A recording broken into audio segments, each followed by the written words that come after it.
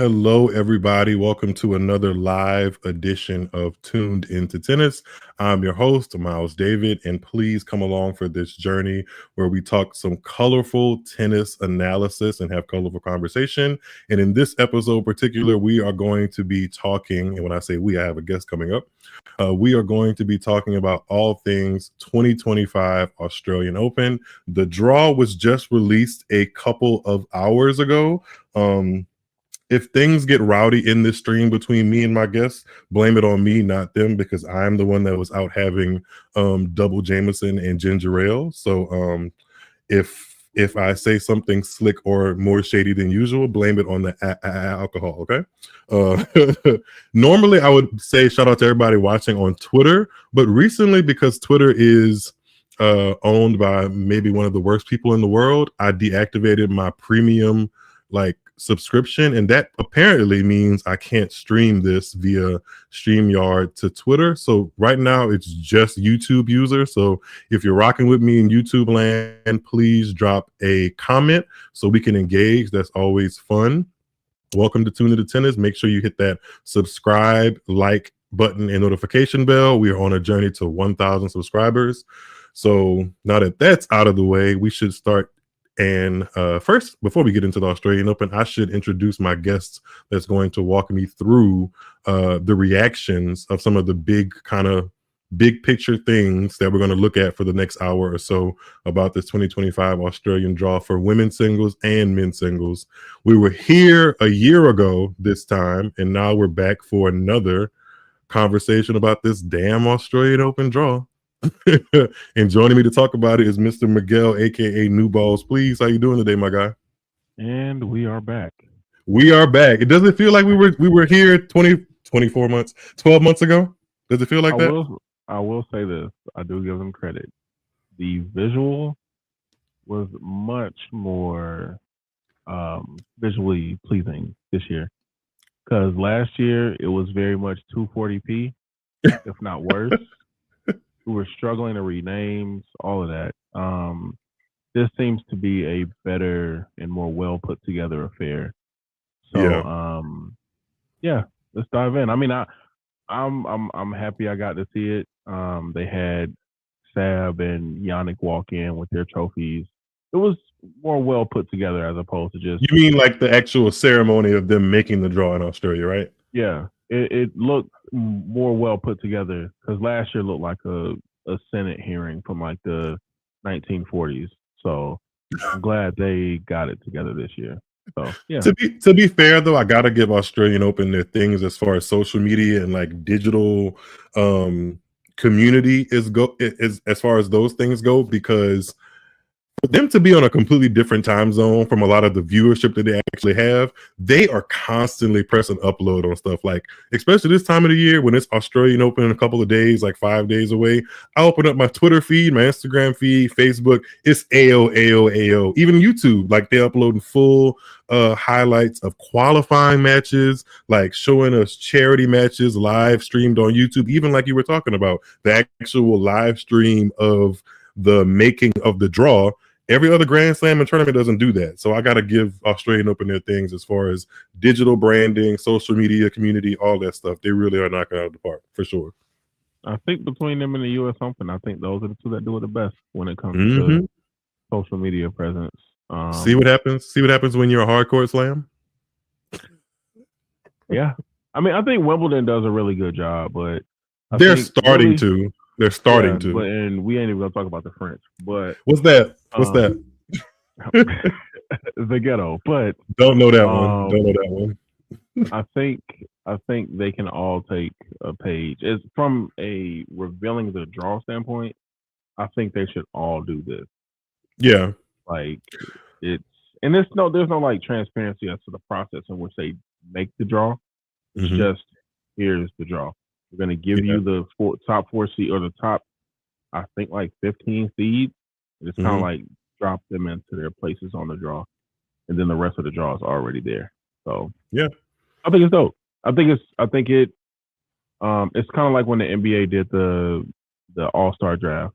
It's just an added thing to add a little more engagement, to bring a little more interest. Yeah, engagement, interest, like making people kind of be ready for the process instead of just like turning their televisions on the first day of the tournament, not knowing how the lead up to it was. It just makes you more interested in the experience for sure. So, all right, without further ado, let's get into these draws. Let's do that didn't sound right. Let's get into these draws. It's late.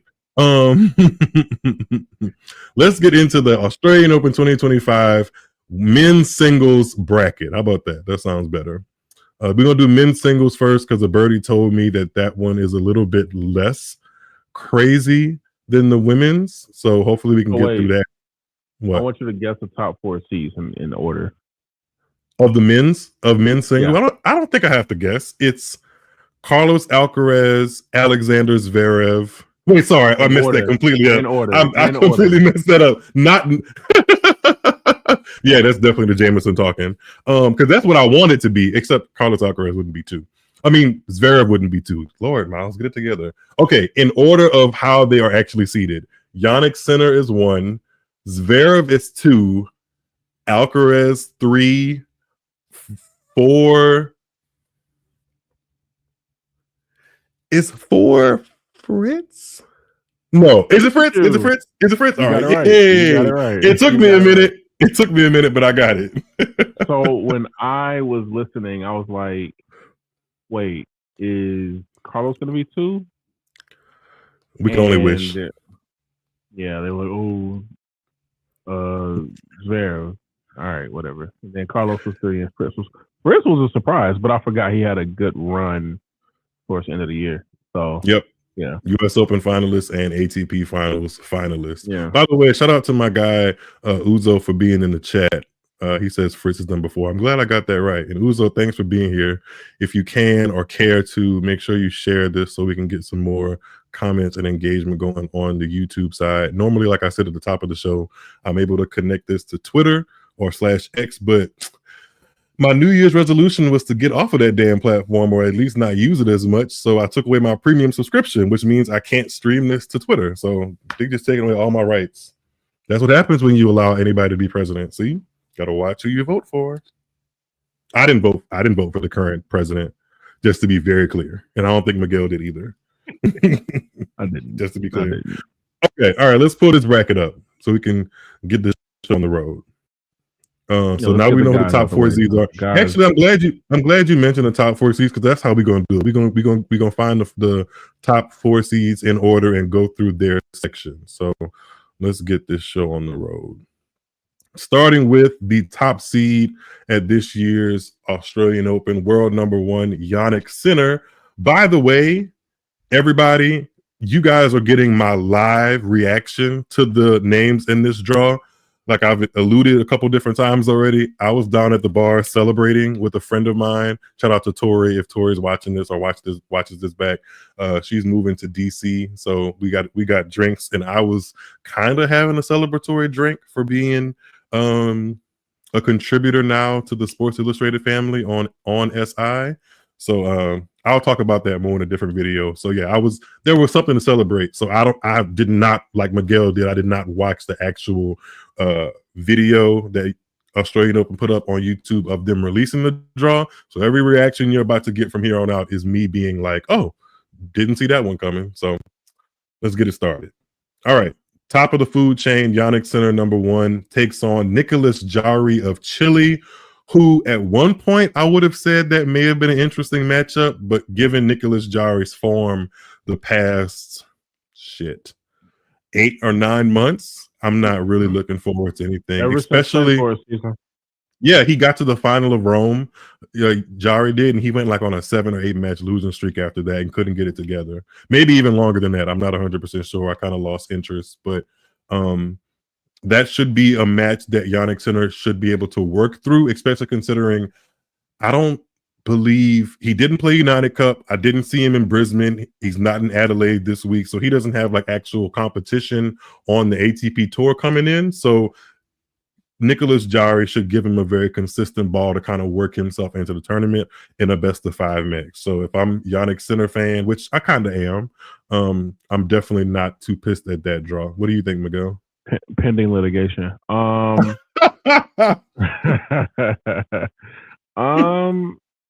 think him and Jari will be fine, but I think Yannick will get through it. I'm surprised that Hubie is in his quarter. Let's drop down there. Let's see.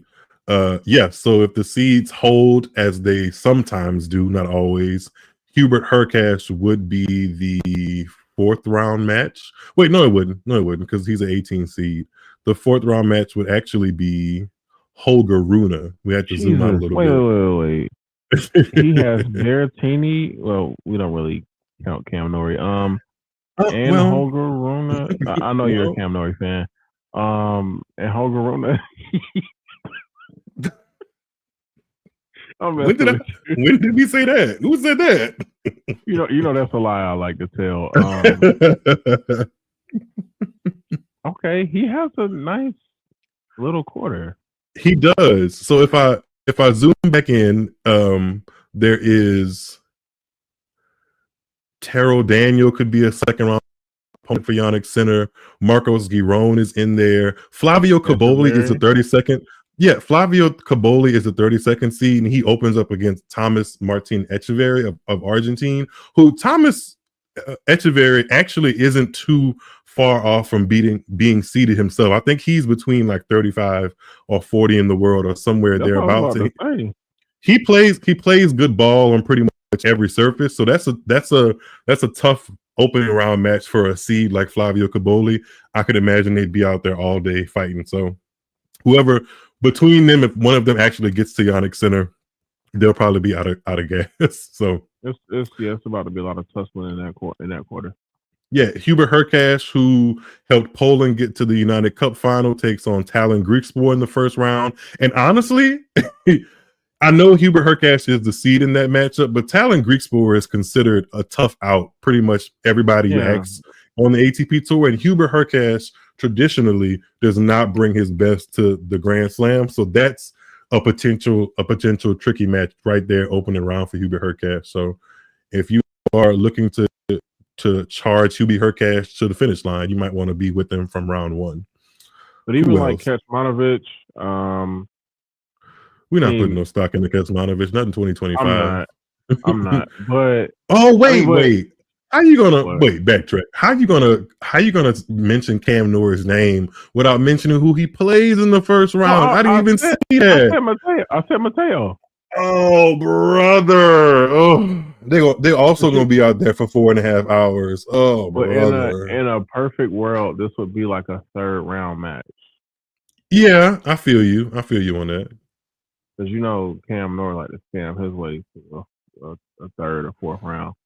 Uzo said he needs to join one of these. This is pretty nifty. Uzo, we'll get that working for sure, my guy. We'll get that working. And hey, Harris. Hey, Harris. What'd you say? Go ahead. I'm back. Holger should, but Zhang ain't. Zhang Zhizhen, since Zhang Zhizhen got to the final of the Chinese tournament in Hangzhou, China, after the US Open, he's barely been putting match wins together. I think he may have like 1 or 2 match wins because he's been in kind of a slump. He, as good as I want him to be, in Auckland, as good as I want him to be, he's not. His form over the past couple of weeks, even with the off season and stuff like that, it hasn't been inspiring. So I think Holger Rune can get through that. But again, this is Holger Rune of 2025 now, not 2022, 2023. And we've seen him kind of take a dip. But you know what? As much as Holger Rune has taken a dip, this is not a bad seed. Like the 13th seed at a major is not terrible for somebody that we don't even start to think of as a contender these days. I'm not saying Holger Rune will never be a contender at a major again, but he's still kind of sort of in the mix, even though his his level has dropped down from being in the immediate conversation with Carlos Alcaraz and He's on Yannick the Sinner. fringes. You said what? He just can't put it. He's on the fringes. He just can't put it together like Carlos and them can. Hey Jordan, thanks for tapping in. I really appreciate that. And there's a name that I see that I don't like. Okay, let's wait. Are we? Is that the end of Yannick Sinner's? Yeah, that's the end of his quarter. Okay, so let's go to the number 2 seeds quarter, Alexander Zverev. So that's all the way down to the bottom of the draw. So we just gonna go by seed. So Zverev go to prison. Zverev go to prison is absolutely diabolical. Not wrong necessarily, but diabolical. All right. So let me see. Pui's coming back from an injury. You guys can see it. Wow. Hey, Jason, what's up, my guy? What's up, my guy? Jason, thanks for tapping in. Jason said Runa is mid. He's not far. He's not far away from it. Like mid and a half. Like yeah, he's mid as it stands right now. But I can't say that he never got me excited because there was a period from like 2022 to the end of 2023 where I was like, okay, this guy seems like he's going to be the real deal. But since the end of 2023, it's just, I mean, shit. Honestly, I want to say after Wimbledon 2023, he went on like a little bit of a loss streak, and it's just it hasn't really been correct since then. So we'll see what he does. Okay, number 2 seed Alexander Zverev opens up against Lucas Pouille of France, who got in on a wild card. They padded the shit out of this draw because you know whose name I see right there, right? You see, you see what name I see. I ain't gonna front mouth. I'm not gonna. What? I don't think Nick makes it past the second round. He might not make it past the first, but they're trying. They're trying their best to give it to him because Jacob Fernley in the first round. Come on, that might be, with all respect to Jacob Fernley, that might be one of the softest opening rounds another unseeded player could have gotten. So, like, again, I'm not trying to go down the rigged thing. They're always gonna do that though. But like, what are the come on, this man, Nick Kyrgios has played. He's played one match in the past almost 2 years, comes back to his home slam and gets Jacob Fernley as another unseeded player on a protected ranking. Gotta be shitting me. They're gonna watch it because he's gonna sell tickets because that's just how, unfortunately, he's set up. But whatever. That's what he plays first round. And the winner of that takes on Arthur Cazot or Sebastian Baez. So that's that section. Okay, let's go up a little bit further. I see Arthur Feast is a 20th seed. That could be a potential for Zverev if they keep winning throughout the draw. Arthur Feast takes on Otto Virtanen from Finland. There's also a standout name here that a lot of people may not know of yet, but he had a splash post-US Open in the Asian swing. Young Chalkete Bu. Or Bu Young Chalkete. Yes, Bu Young Chalkete. I like his game. He's cooled off a little bit since the Asian swing, but with Australia having a large contingency of Asian fans and people that come to the grounds that are Asian, he may be inspired by that, and we may see him get a couple wins. I'd love to see that. And then the projected 4th round opponent for Alexander Zverev by seeding is number 14 seed Ugo Humbert, which Ugo Humbert actually lost to Alexander Zverev in the final of the Paris Indoors in November of 2024, just a couple months ago. So this is actually a pretty smooth sailing section for Zverev. If Zverev is playing well, the answer to this is probably no, but did you end up catching any of his matches at the United Cup, Miguel? Zverev? Yeah. No. Yeah, see, I didn't either. I didn't even know Germany was in it. Lars Sigmund was in there. You knew that. No, I did not. I promise you. The only two countries I paid attention to was Poland and the United States. Okay. That was it. Not even who else was up in there? I don't know. You're absolutely right. No, I can't think of anybody. Exactly. You know what? The Czech Republic was good. The Czech Republic was good. And Canada too. Well, Canada didn't have Shapovalov or Felix, did they? Nah, Coco had to, and Oh, then that's Coco not had to true. play They did have Mano. Felix. They did have Felix, but Felix lost his match to Borna Choric. Yeah. I'm sure we both decide. I'm sure we'll get to him. Let's see. Zverev ended up injuring himself there, so we'll see if he's 100%. The Harris, I didn't know about that, so thank you for the insight. By the way, if you guys are watching this and hear anything that I say that might be a little bit off kilter or anything like that, feel free to correct me or engage in the comments. This is what this is here for. Make sure that you can, feel free to ask questions, all of that stuff, because I didn't even know that Zverev ended up injuring himself at the U.S. Open in any kind of capacity. Wait, did I say U.S. Open? United Cup. So. United Cup. So we'll see. But I mean, even with the injured Zverev, some of these names, like a Sebastian Baez in the third round, projected by seeding, and a Hugo Humbert in the fourth round, and then in between that, there's Arthur Fils, who definitely can give it to Zverev, but Arthur Fils is his level lately has not been great, and in the names around him, Nick Kyrgios is the only threat. But that's giving Nick Kyrgios a lot, because when was the last time we've seen Nick Kyrgios play back-to-back matches? Maybe Tommy Paul. Tommy Paul wouldn't be to get to the quarters though. That wouldn't be until a quarterfinal, I don't believe. Oh, yeah. Okay. Yeah, that wouldn't be to a quarterfinal. And I do like Tommy, and I wouldn't mind the matchup against Zverev, but there's a lot of tennis to be played between those two if they actually end up playing. Who are we gonna say? So wait, is Kei Nishikori waiting on the lucky loser or the quali? Let's see. I'm not sure. Oh, yeah, either qualify. If it's blank, it's a qualifier or lucky loser that needs to go there. And I think there's still one more day of qualifying to fill in who's going to be there. So yeah, if it's blank, a qualifier or lucky loser goes there. Just FYI. Thanks for allowing me to explain that. Okay. That's the number 2 seed. Let's go to third seed, the seed a lot of people are ready to see down under, and that is Mr. Carlos Alcaraz. I'm interested because I actually don't know if he's on center side of the draw or Zverev side of the draw. Let's see. Hold on. He's on the other side. I'm scrolling and I'm scrolling and I'm scrolling and I'm scrolling. I'm scrolling and I'm scrolling. Wait, is he on the other side of the draw? Yeah. So that means he's on Yannick's center side. Wait, no, he's not, because Fritz is on center side. Hold on, let's address something real quick. Yeah, he got to be on Zverev's side. He got to be on Zverev's side. Oh, wait. Go back up to... wait, don't tell me he's in the same... Is he in the same... Hold on. Where's that? You know what? Hold on. I know what I'm going to do. Control F. Wait, not number 4. 3. I'm just going to find his name. What am I trying to put the seed he's in? There we go. Okay.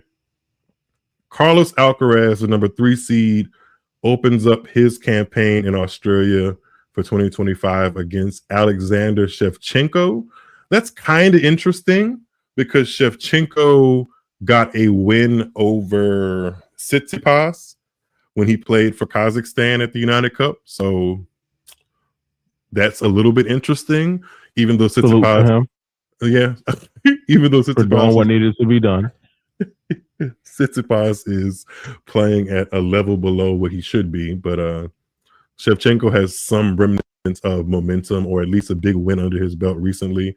And whereas Carlos Alcaraz, similar to Yannick Sinner, hasn't played a warm-up tournament, so he's going to need to be able to work his way into this draw. And respectfully, I do think that's not a bad name to work your way into a Grand Slam draw, especially considering for Carlos Alcaraz, if he wins this tournament, he will have the career Grand Slam, and he would be by far the youngest man to ever accomplish that feat. So there's something to watch as far as Carlos Alcaraz and Australian Open 2025 there for sure. Let's see who some of his early round opponents could be.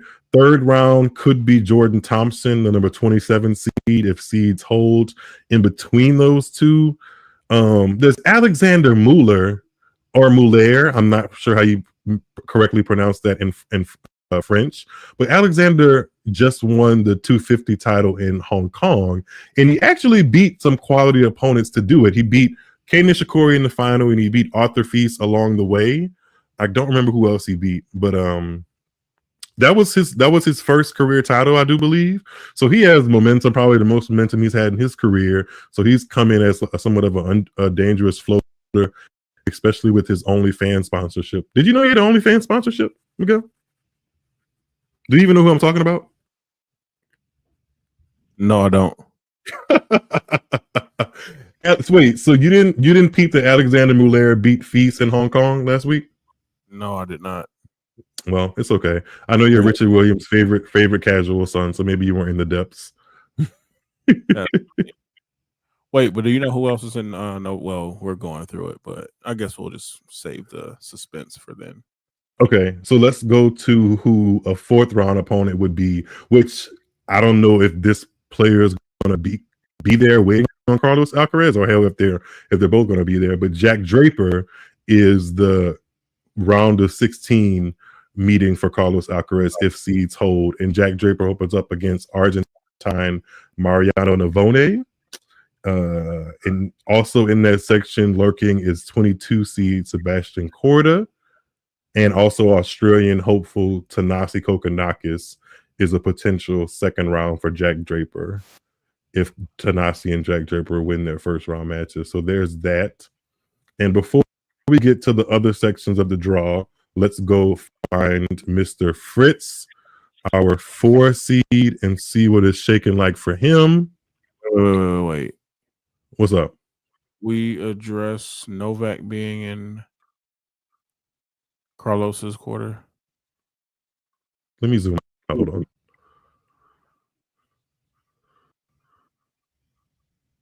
Oh wait, I see a first round match. I see a first round match that we got to talk about. Oh, I know which one you're talking about, and I'm pissed off about it. Sounds like black on black crime to me. Wait, how did I just lose Carlos Alcaraz? Okay, he got to be on the bottom half of the draw.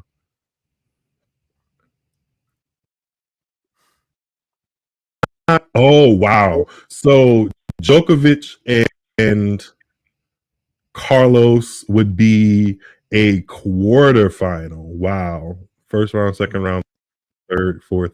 Wow. I mean, I can't say I don't want to see it. I can't say I don't want to see it. I mean, Djokovic has to get through a couple of people here. Let's see. Jordan said Safulin is a tricky player. Kind of, sort of, when he's playing well, but I haven't seen any evidence of that, Jordan. But you're not wrong. He can be tricky. I just haven't seen him really click in the past couple of weeks. But back to this Kyrgios and Djokovic potential quarter. Djokovic opens up against wildcard Indian American player Nishesh Bazarov Reddy.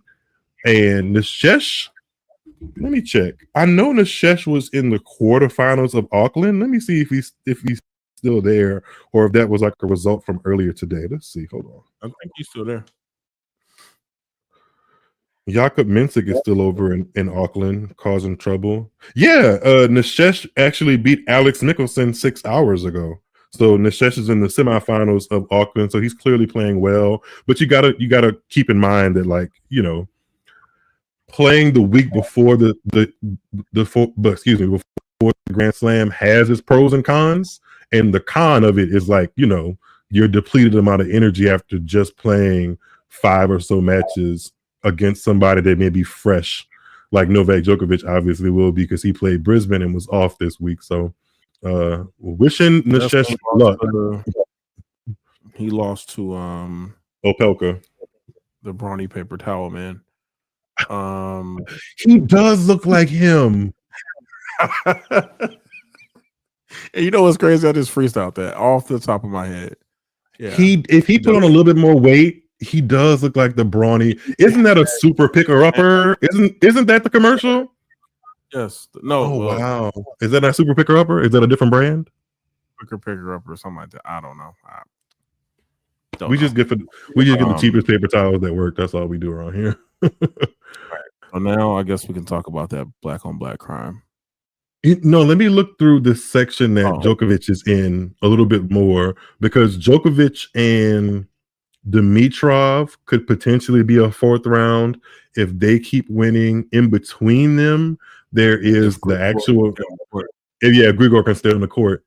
Between the two, there's the actual Brisbane champion from this year, Yuri Lehechka, who likes the Australian Open conditions and has been a quarterfinalist there before. There's also Thomas Mahach, who I really enjoy playing, but he has some physicality issues because he could have very well taken the match against Taylor Fritz for the Czech Republic at the United Cup, but he just abruptly stopped and said it was because of cramps. So not really sure where he is or where his head is. So those are the names that could kind of maybe sort of stop a Novak Djokovic and Carlos Alcaraz quarterfinal. But if both of those guys are playing their best, then seems like we're headed for Djokovic and Carlos Alcaraz collision course for the quarterfinals. As long as Dunce Cap Carlos doesn't show up and Novak's knee Who? holds up. Dunce Cap Carlos when he starts playing stupid in the middle of a match. Well, when you walk out of the barber chair with a haircut like that, a dunce cap should go on top of your head. He's in the Dominican era, man. No, because no. I've been in Dominican barbershops, and I feel confident that Dominican barbershops that I've been in would not allow me to leave the barbershop like he left that barbershop. And I know they've been saying, well, his hair grows fast. That's all true, but that does not mean that you need to leave the barbershop with a janky haircut. Because what's the point? What am I giving you $45 of my good hard-earned money to leave the chair with a widow's peak that wasn't there in the first place? What are we? What are we doing?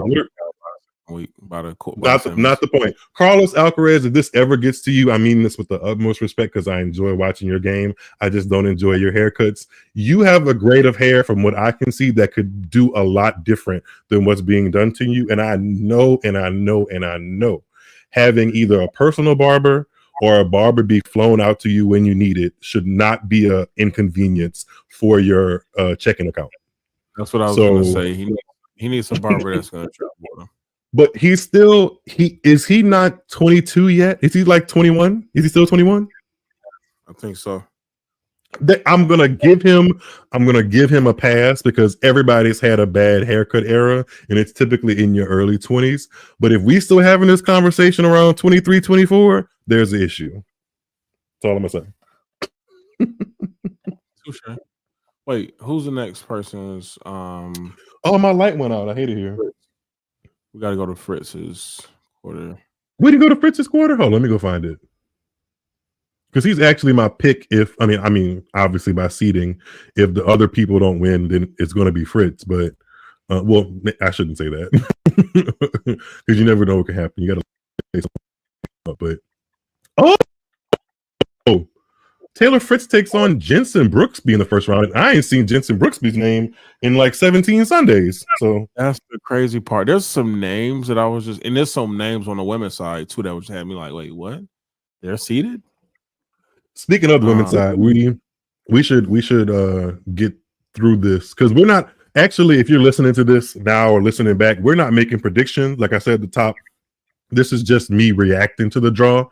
We'll make predictions a little bit later and actually pick an Australian Open champion. But right now, we're just getting our bearings straight. So Taylor Fritz opens up against Jensen Brooksby. The winner of that could potentially get Borna Coric or a qualifier if Borna Coric doesn't come to play. The match possibly of the tournament, especially as far as first rounds go, are kind of back to back in this section that Fritz is in, or this quarter that Fritz is in, because you have Giovanni Pesce-Pericard, who was the 30th and coming in with a lot of good momentum and hype with his game, his serve, and just people, at least I do. Some people are not giving a damn because they think he's a serve bot or whatever, but I'm interested in seeing that guy play whenever he's on the court, and he opens up against Gael Monfils, who, you know, you just kind of say his name and you're kind of, you know, buckled in for a fun match, especially considering the different styles that both of them hold. And I'm sure there's an element of kind of respect for what Gael Monfils has done in his career that Giovanni has, because they're both Frenchmen. Giovanni's black, Gael Monfils is black. So that's And an what he means interesting, to French tennis. So yeah, how he's really been the flag bearer for a bunch of years for, you know, elite level men's tennis in France. So that's that's a good matchup. this ain't Wawrinka and Federer. Like, we're more contemporaries, and you know, you I idolizing. think they're cool now. What They went through a Roger rough and patch. Mhm. oh, it They don't went matter through to a me. rough They patch. can get the hell up out of here. Now, I will say this. Is he even in the draw? I didn't see his name yet. Nope. I wasn't even looking for Stan. Ain't nobody got time for that. Yikes. So Demon versus Van de Zandschloop. I will say this. Baltic should take care of that. That match could either be like crazy good or an absolute mess. Yeah, I don't see Demonar really playing around with that. I really don't. I really don't. But that's what Adrian Adrian Adrian Manarino and Karen Hatchinoff could be out there for 3.5 hours easily. Wait, I thought Adrian was retiring. I mean, he may be. He might be. I mean, he is in that age range where it's like, okay, well, are you going to get better or you're going to retire first? Oh, also, upset alert here. Stefano Tsitsipas versus Alex Mickelson first round. I know Tsitsipas likes the Australian Open. He's been to the semifinals or better a couple of different times, but he's not in that frame of mind or status of play right now. And Alex Mickelson has been on the up and up for a couple of months now, getting wins consistently where he goes places and getting big wins. So I think Mickelson is going to be amped up for that match. Would not be surprised at all if he gets the win over Tsitsipas. If he's peppering that, it's a wrap, really. If they weren't gonna let Kokonakis do it, I'm gonna hope and pray Mickelson can do it, because you know how I feel about Stefanos. Get him out of here every time. I know. How do you feel about Ben Shelton? Ben Shelton takes on Nakashima, and that's all in that kind of little section of the draw. That's gonna piss me off, because that's the match that'll Ben will go out there and lose. But we'll see. I hope he does well. I hope he wins. Quick question, a quick aside. What did you feel about the drama about Cam Norrie inadvertently throwing his racket into the stands the other day? I only saw the headline. I didn't even see the actual video of him throwing the racket. So yeah, it missed me. I've actually been more interested in the drama between Rybakina and her coaches and Danielle Collins shading the hell out of Iga Swiatek. That's where my focus has been. It was just, Pavi G and Novak's army were upset. Oh, Miles, you want to talk about think pieces? What's up? You thought Joy Taylor and Skip Bayless had the internet going crazy? Novak's army was going to war about Cam Norrie getting I have 85% of them blocked.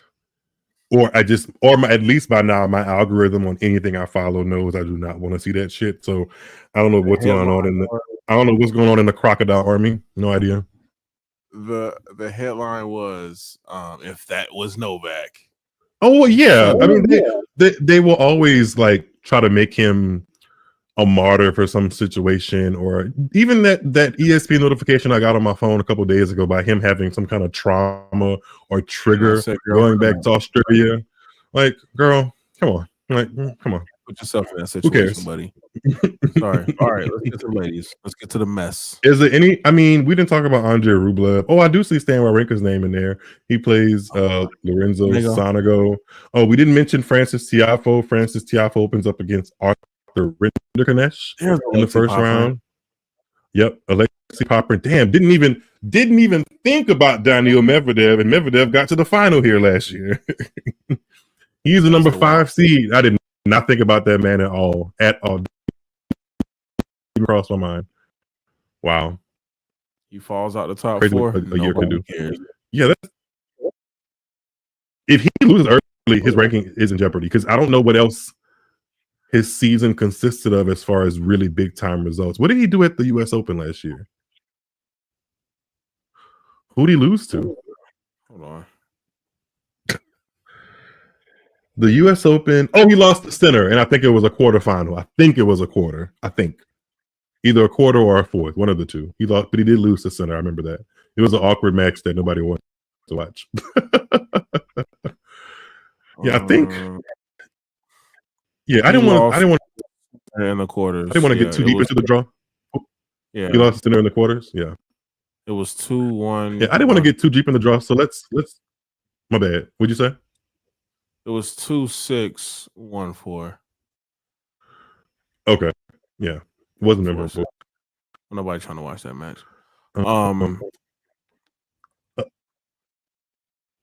We didn't talk about Casper Ruud, who's the 6th seed. He's close to Jakob Mensik in the draw, and Jakob Mensik just got an upset over Ben Shelton. Felix Auger-Aliassime plays Jan-Lennard Struff in the first round. Tommy Paul plays Christopher O'Connell, and that's pretty much the draw from a wide lens in about 30-35 minutes before we go over to the women. Yeah, let's go over to the women. I'm more interested. Okay, let's get to the mess. Let's get to the mess. All right. All right. Wait, do you want me to guess the top 4 seeds? Gotta guess them in order. For the women? Yeah. Okay. Number 1 is, can you guys see this draw? Okay, cool. Number 1 obviously is Aryna Sabalenka. Number 2 is Iga Swiatek. Number 3 is Coco Gauff. And number 4 should be number 4 should be Jasmine Paolini, isn't it? You look at you, Miles. Yeah. Look at you. I thought they were gonna say Rybakina. Hell no. Didn't say that. I'm sorry. Nothing. Your hatred is leaking, Miles. That's what they're gonna say. Miles hates Rybakina. Hate is such a strong word. Because honestly, if I saw Rybakina on the side of the street and needed some help, I would help her. Like, I don't hate that lady. That's not it. Hate is most of the WTA tour, I'd actually help on the side of the road, except maybe Roberta Vinci. But she retired. And that's not even her fault. It's her fault. It's her fault. But you know. Or who? Putin Saver looks like she'd be having a meltdown, and I would feel bad for her, honestly. Go pat her on the back. Mm-hmm. Like, girl, it's just a flat tire. You're gonna be okay. That's all it is. You're gonna be okay. Call your man, he'll be all right. I mean, shit. This draw starts out with kind of a banger, but we know what's gonna happen in that match against Aryna Sabalenka and Sloane Stephens. We know. We know what's gonna happen. Sloane. It's time. Time for what? You know what? Next match. Let's go. All righty then. Let's see.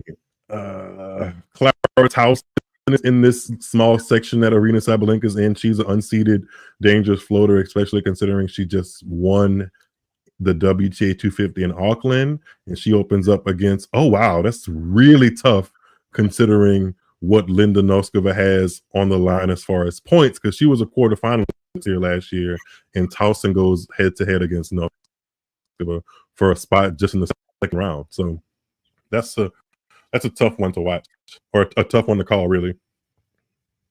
Let's see. Going down further, Magdalena Freck is the 23rd seed. She's playing some of the best tennis of her career. Until she ran up on my friend the other night and got her boot smoked. Who's your friend? Ostapinko? Who my homegirl is. Ostapinko, isn't it? That's my dog. That's my homegirl, man. I mean, whatever floats your boat. Ostapinko looked like shit in that first round, and then that first set. And I think it was 6-1, 6-1 in the second and third. So Jordan said poor Sloane. Yes, poor Sloane. That's a wild. Yo, if I'm Sloane, I'm at the crib. I'm like, yo, hey, let's see what wild card we get in the first round. I know she audibly said, "What the fuck?" I know when she saw that match, she was like, "What the fuck?" Withdrawal. My pinky toe hurts. Yeah, give me my appearance fee, and I'll see y'all next year. Okay, wow, this is kind of interesting. The potential round of 16 match for Arena Sabalenka is the 14 seed Mira Andreeva, who Sabalenka actually, now that they have that like Roland Garros match behind them, Mira seems to struggle against Sabalenka because they played a couple times, I do believe, since then. But it could get interesting. You never know. Mira Andreeva is still super young and her game is developing. So yeah, this is not a hard draw for Sabalenka at all. Really, I don't think so. I heard the take that by year's end, Mira will be top 10. When I sat with Christian and did a video about like our top 20 predictions, I almost put her there, but I put her at 11, which is not really a jump because she's the 14 seed here. So like her getting to top 10, like logistically, really, unless she just has like a terrible chunk of weeks, it's not terrible, or it's not without the realm of reason that she could get to top 10. I like Mira. I just don't want to put that kind of pressure on her because I don't want it to be the Russian Coco, like where we just throw. Wait, she's Russian, right? Correct. She is Russian. I know you don't see that the name of that country next to her name. They meant that shit. When they say we're taking away your country flags, we're taking it away. But you know how they, soon as Coco beat Venus, it was like, oh, we got the next Serena. Like that, I don't want to put that on Mira. So yeah, I like Mira. I think she has a great trajectory in front of her. It's just gonna take time, and I think this is where she kind of takes her lumps. But I would not mind seeing her make a nice little run to see Sab, because I don't think she gets past Sabalenka. Me either, but I would not mind the matchup. I wouldn't mind the matchup actually happening. I'd be fine with that, especially like the rest of the names in between the two. Yeah, I'd be okay with that. Okay, let's go to number 2 seed Iga Swiatek from Poland, and what she's working with. All right, let me make sure you guys can see that on the screen. Yeah, you guys can see. Siniakova in the first round is kind of crazy. Yeah, but Siniakova isn't. Siniakova has talent on the singles court, but the kind of talent to like actually take out Iga, I'd be so shocked if she did that. Like so shocked. Just saying.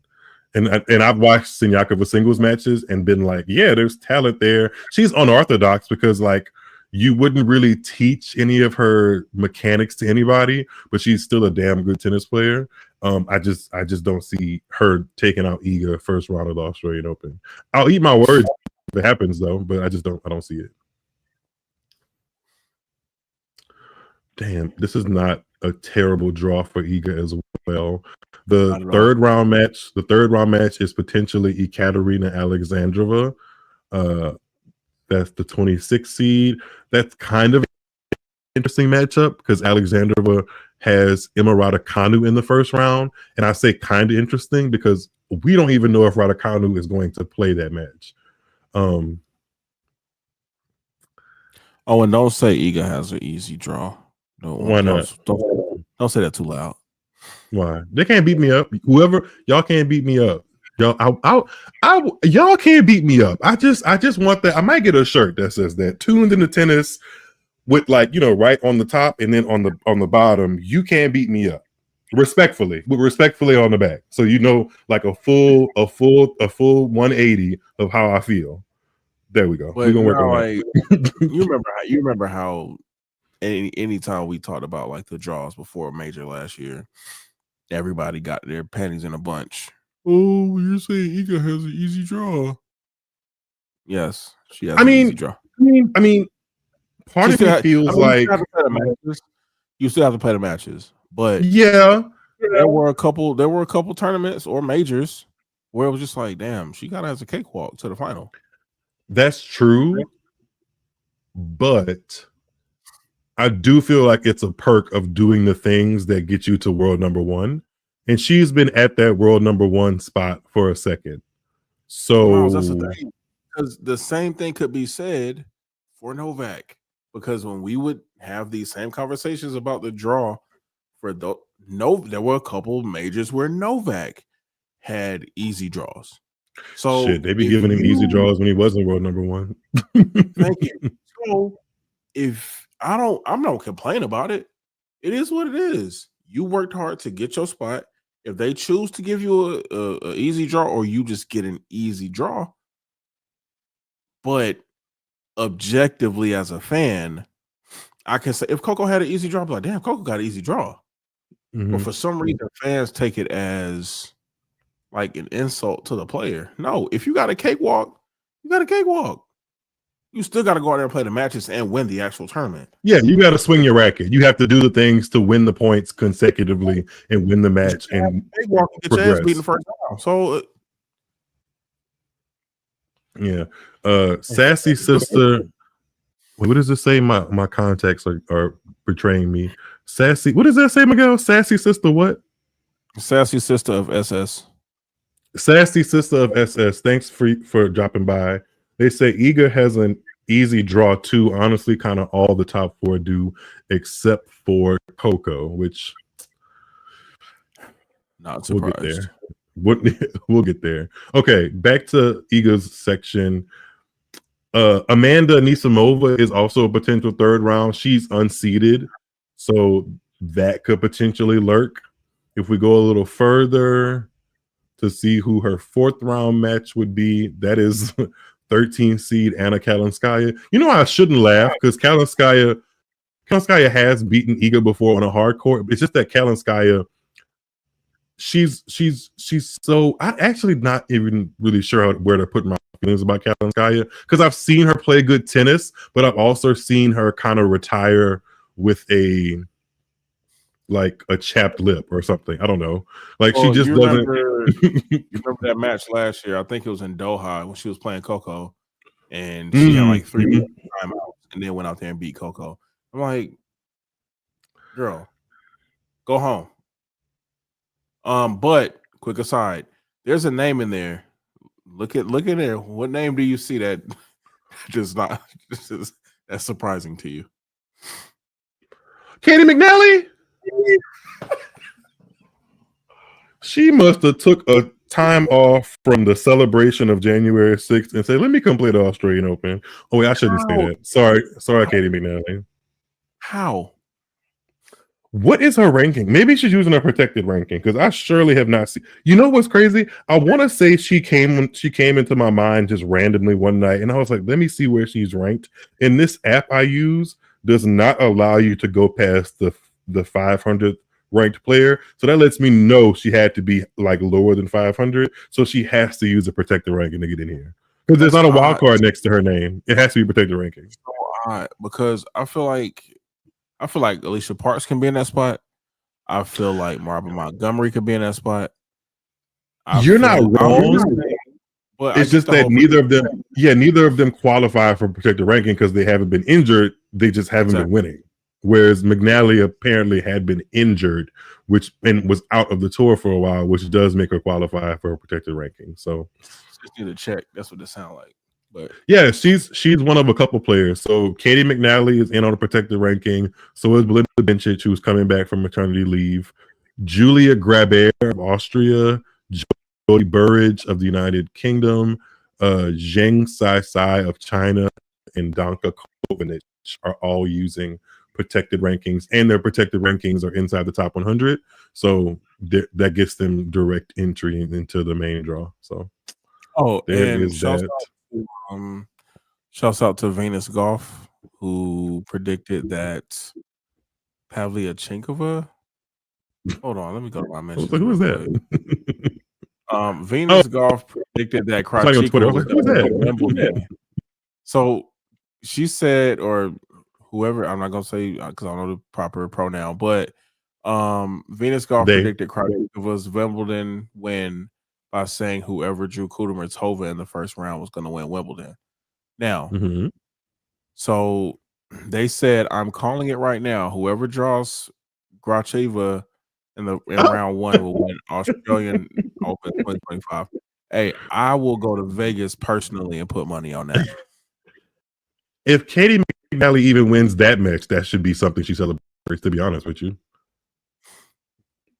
So there's that. So I think that section is Iga's section, yeah, because Kalinskaya would be the fourth round. So yeah, that's her little section to get into the second week. Let's do the third seed. Yeah, let's see what Miss Coco Gauff is working with. Oh, brother.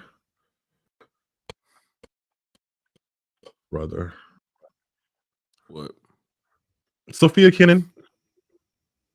Yeah. They might as well have just given her Emma Navarro, like, to be honest, or Caroline. Well, that couldn't happen because of seeding. Garcia could have happened. I know. But does Coco does Kenin? Hold up. I'm gonna give you a little sneak peek of something. Look down at the bottom. I know. Wait, hold on. You know what? Let me put those feelings to the back.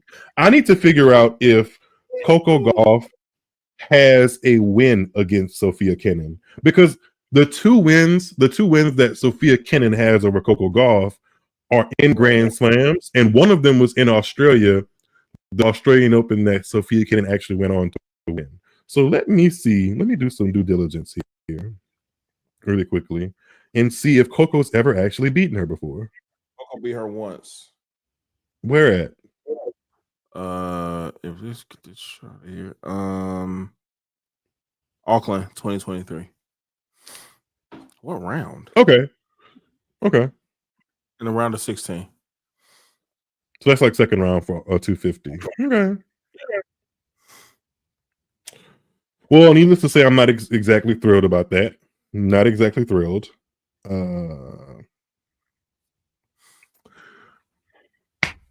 The winner of that, like that little section of the draw, is not terrible though.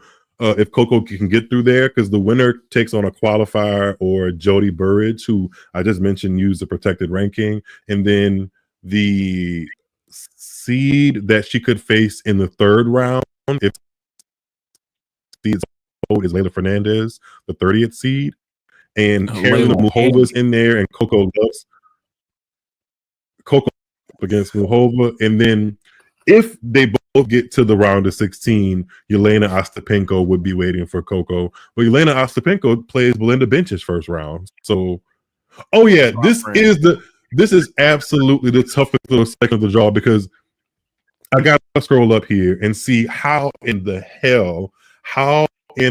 world are we right back where we started in 2024? Because I know we were here on YouTube when Australia told us that Naomi was playing Caroline Garcia in her second tournament back. How are we back here again? What are the odds? I'm gonna be honest with you. This is a nasty quarter. Yeah. I'm not even gonna front. This is a disgusting quarter, because we haven't even gotten to Paula Badosa. No, Paula Badosa's in Paulini's. Wait, yeah, she's in Paulini's. No. Well, she's in Paulini's section. Oh, that's what I meant. Yeah, but this is no. Badosa is in Coco's quarter. If Badosa wins all of her matches to get to the quarters, and Coco does too, that'd be a quarterfinal matchup. It's just that it's not predicted. Look at all them names. You got Koscheck. Look at all those names. You got Koscheck. You got Ostapenko. You got Samsonova. You got Badosa. Scroll down. There's some other people at the bottom. Elise Mertens, and Jessica Pegula. Like, what are we doing?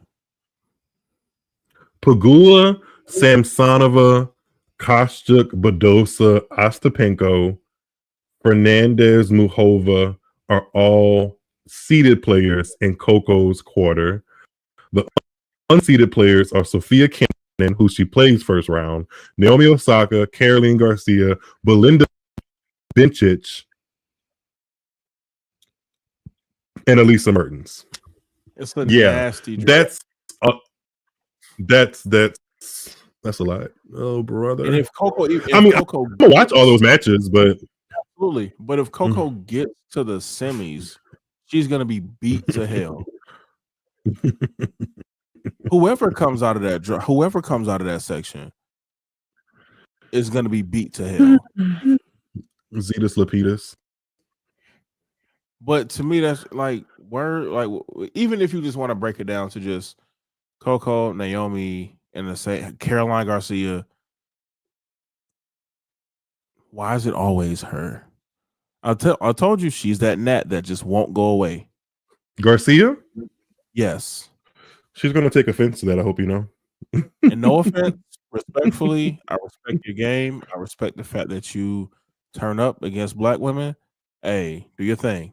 But it just seems to be, Miles, you know what it is with Caroline Garcia every time. And this isn't me being shady. This isn't me being mean. This isn't me being a bully and nothing like that. She turns up when she sees the queens, and then she gets her ass beat the next round. Every time. I mean, there's evidence to back up what you're saying. I'm not pushing back too hard. I'm just spitting facts. That's all it is. She'll beat Naomi. Olivia Benton and Raphael Barber would prove that in the court of law, so it's fine. I'm not mad at it. Wait, do you know who Raphael Barber is? No. You never watched Law and Order SVU? He was one of the ADAs, ADL Raphael Barber. Comment on YouTube right now if you know who Raphael Barber is. Got you. He for some reason he doesn't get like the overarching love on Law and Order SVU, but if you know, you know. He's a great actor. Yeah. Okay. He's no BD Wong. Oh, BD Wong. My sister actually is working in psychology because of BD Wong. So BD Wong, aka shout out to my sister. Rose, watch Mr. Robot out there. Right, Rose with the GOAT. Ruth said, shout out to Ruth for joining the chat. They said, I loved him. Yeah, he was a good one. Raphael Barber and BD Wong. Over like that whole series, Law and Order SVU was good. Was very, very good. Okay, let's go to the 4th seed of the women's draw and see what Miss Jasmine Paolini has in front of her for this Australian Open. Damn, they couldn't put some of this. They couldn't spread some of this love over to her side of the thing. Look at my bootay. Look at my bootay. We're gonna go down to her in a second, but let's go to Paolini's quarter. Danimal up top. Rabakina. Okay, so Paolini and Rabakina are in the same quarter. That would be a potential quarterfinal match. Which actually, now that I see it, I kind of want to. I want to see that because Paolini likes playing Rabakina.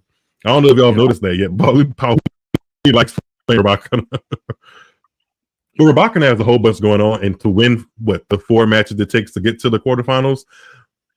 If I'm looking at this draw, Rabakina on paper should be able to do it, but when you got the kind of stuff she has going on off court, you never know what kind of day you could have when you wake up and rock up to the courts. So where's Chen Wen? She's the 5 or 6 seed, so we'll get to her in a second. But let's look at Paolini. Paolini gets a qualifier or a lucky loser that we don't know yet, so that bodes well for her. She gets the winner, though, of Taylor Townsend and Renata Zarazura, so that could be interesting. Alina Svitolina, who I forgot was seeded or still ranked high enough to be seeded, she takes on Sorana Cristea. Katie Bolter, who impressed me against Iga at the United Cup, she takes on Rebecca Marino. And Katie's the 22nd seed. Then I believe the 4th round for Jasmine Paolini would be. Why is it looking like this? Wait, this can't be right. I think it would be, but yeah, it would be Beatrice Haddad-Maia, but this app is not showing that she's seated, and I know good and well she's seated because her ranking is too high. So it would be Beatrice Haddad-Maia in the 4th round potentially for Jasmine Paolini. Yeah, that's not a bad draw for her, really. I mean, I think she can work through pretty much all the players I just named. If she's playing well and moving well, I think she can work through all of those players, really. So this might be a great Australian Open for Jasmine Paolini. Let's see. And then between Jasmine and Rabakina, kind of messing up potentially that quarterfinal, Danielle Collins is the 10th seed. Wait, Danielle Collins is ranked high enough to be number 10 seed? Hold on. Does that sound right to you, Miguel? I love Danielle Collins, but that don't. Oh, she is. Oh, you know what? But Barbara Krejcikova pulled out, who was the 10 seed, and Danielle Collins is the 11th ranked player in the world. So she got bumped up one. Okay, cool. All right, Danielle Collins. Sorry. Let's see. Madison Keys is in there as a 19th seed. She takes on Ann Lee. Ann Lee. It's funny because Ann Lee has beaten Sloan in 2 consecutive weeks, and now she plays Madison Keys. Got to go through the whole friend group. Got the whole friend group. And Diana Yastremska, who I don't know if y'all remember, Yastremska made the semis here last year. I forgot about that. It was her versus Noskova in the quarterfinal when she made the semis. Lord so, Jesus. Right. Lulu Sun is in there as unseeded, but she's had a kind of a tough go of it since that Wimbledon run. So, not really expecting too much. So, yeah, this is all things considered. This quarter is probably one of the easier ones, especially if you're kind of looking forward to what the quarterfinal could bring between Rybakina and Paulina. I kind of want to see that matchup happen now, and if not Rybakina, I kind of want to see Danielle Collins get through there. But Danielle Collins hasn't won a match in a while, so she hasn't won a match since the Olympics, which was in July. So, yikes. Yeah, I can't. The Harris that I can see Keys getting to a 4th round quarterfinal. Yeah, she does love Australia. Madison has been to the semifinals twice here over the years, so that's definitely possible. Definitely possible. Oh man, this is the bottom half.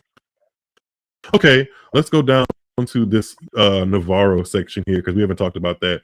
Oh, this is interesting. Emma Navarro takes on other fellow American Peyton Stearns.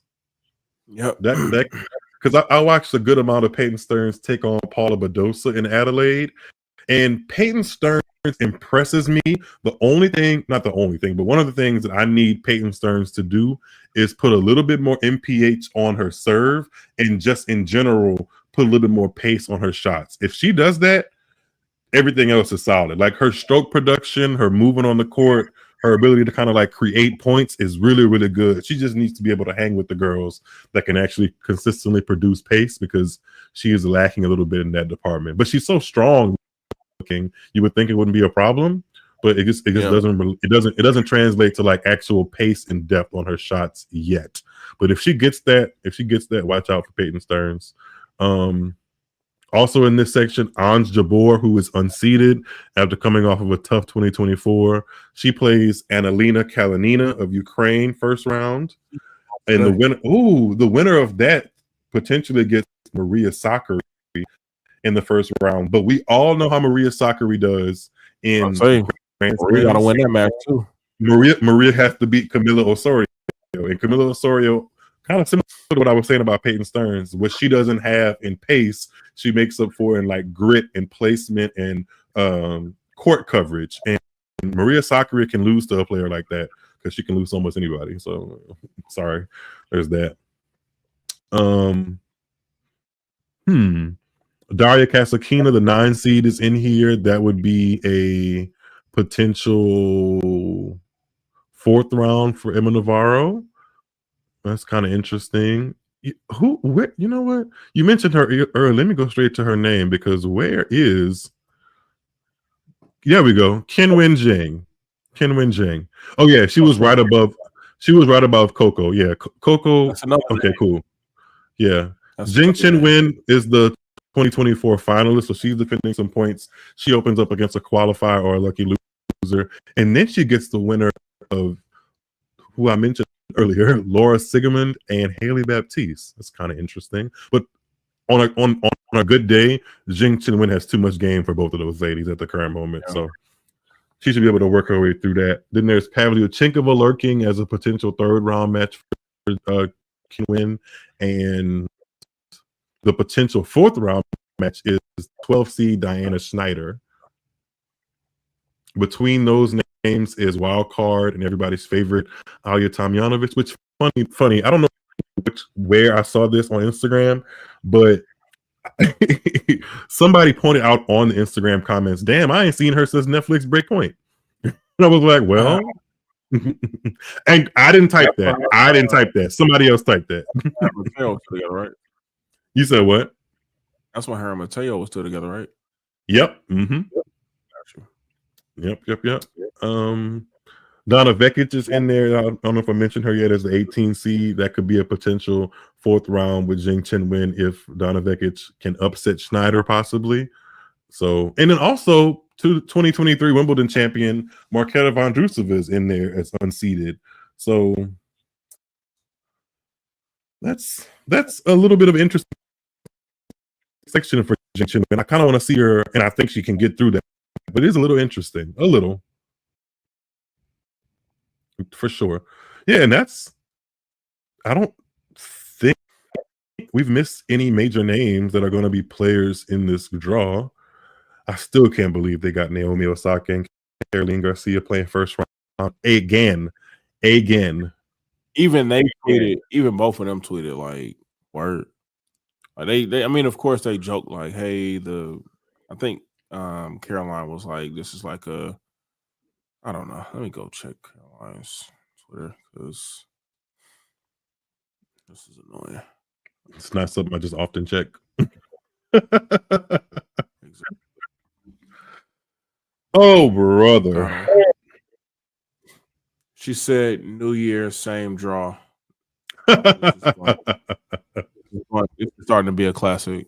So, yeah. I guess. I'm not. But yeah. We can really dig deep once we start to actually pick these. Yeah. Matches. When we go, I'll do a stream this weekend before the tournament starts. Somebody hold me to that because procrastination is a B word. Oh, I got you. I'm going to be in Houston again this weekend though, so nobody hold it against me if this weekend is a little tough for me, because if you know, you know. Well,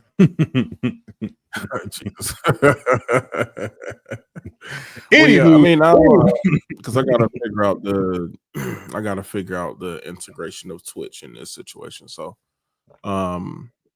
we can work on that, and I'll let you know that. But yeah, I mean, it's a cool draw. I think at the end of the day, we still gonna get the drama that we always love. So I just think it's a little too much drama too early in the tournament.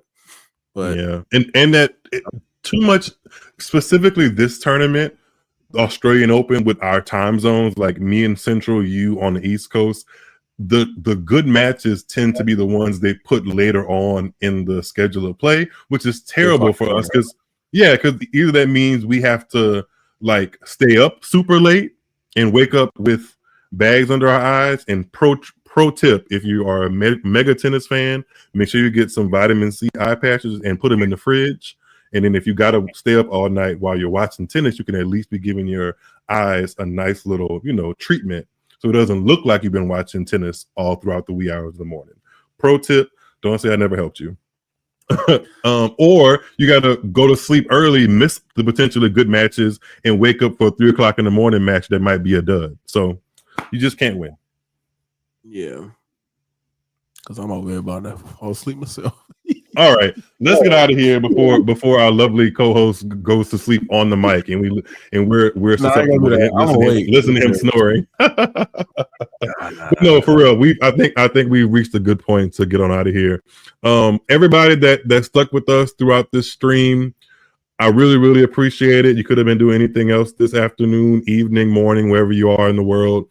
I definitely appreciate that. If you're listening to this back, make sure that you are subscribed to Tune In Tennis. If you're not, hit that like button and notification bell so you're always aware when we upload. If I have your attention right now and you're not subscribed, please go over there and press that subscribe button.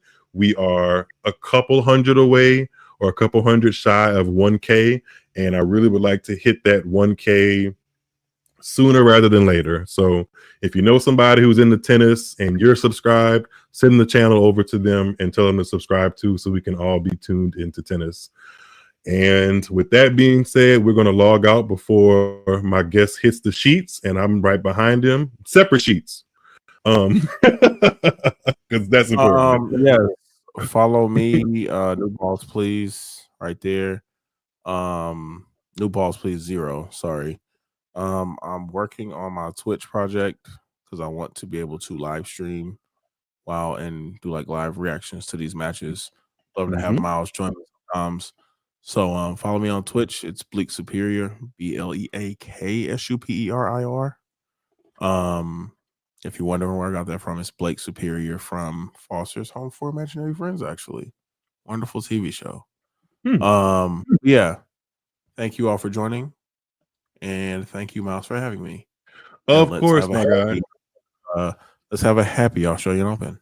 Happy AO 2025 or something like that. We will catch you guys on the next stream. And why is this lint roller in my hand? Yes, time forbid. Because you thought it was your Stanley Cup. I thought it was my Stanley Cup. All right. Good night, y'all. Talk to y'all on the next one.